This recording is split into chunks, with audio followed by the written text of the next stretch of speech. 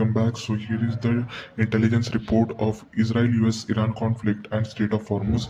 This is the part 2 of GIR report, which includes operational intelligence, force posture, and near-time outlook. So let's begin. So before we begin, we should summarize few of the important timelines which happened from January 2026 to now to July.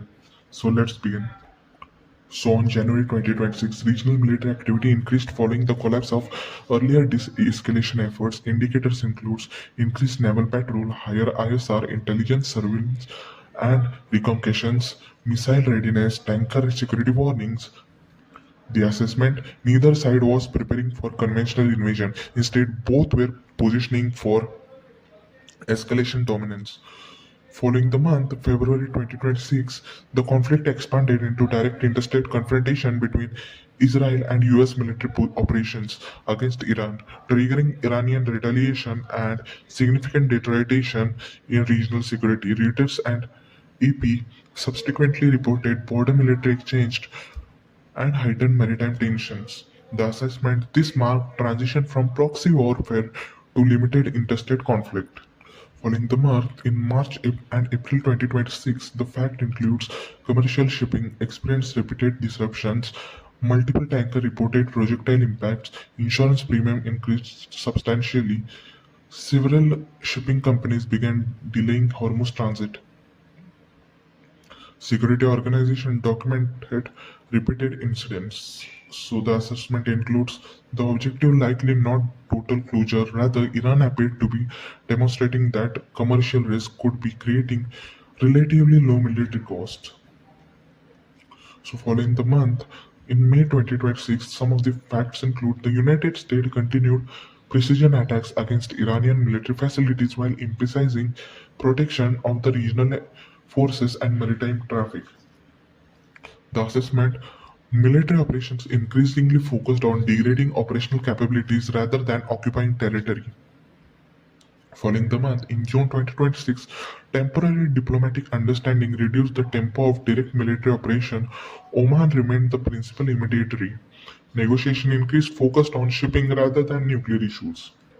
The assessment: this represented an important strategic shift. The immediate priority became maintaining global commerce. On July 2026, 7th July, three commercial vessels were reportedly stuck in or near the Strait of Hormuz. The United States responded with renewed strikes and tightened economic pressure.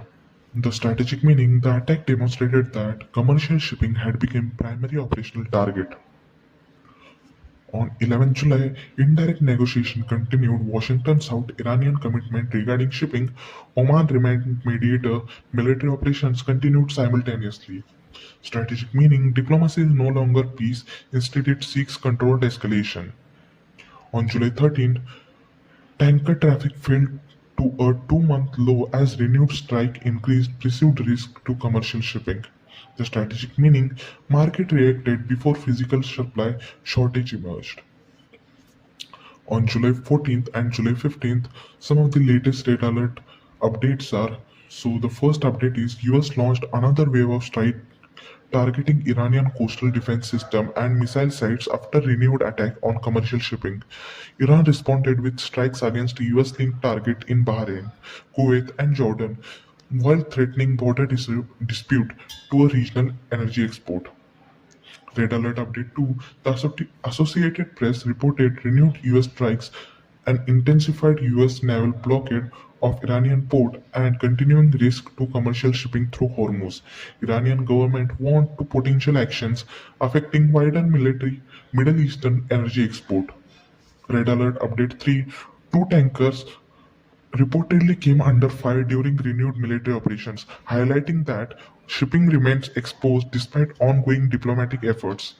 Red Alert 4: Wall Street Journal reporting indicated that on shuttle run, tanker vessel moved crude before Gulf terminals and ports outside Hormuz could determine a key workaround used by energy exporters. Some of the current operational status includes Hormuz shipping. the status is degraded and risk is critical. The Gulf airspace status is contested and risk is high. The oil export status is reduced and risk is high. LNG traffic, status is delayed and risk is high. The regional air defense fully activated, risk is high.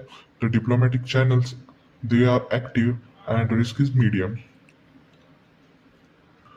Some of the maritime intelligence reports include key indicators from public maritime sources are lower tanker transits volume through Hormuz, ships spending more time waiting outside the high risk areas, increased use of alternate loading pattern where feasible, higher insurance costs reflected in commercial behavior rather than official policy. Some of the public reports suggest that increased activity at Bandar Abbas, dispersion of missile launchers, damage to a coastal military infrastructure, movement at Gulf ports, runaway repairs, and aircraft dispersal. These reports are being created by satellite and commercial imagery.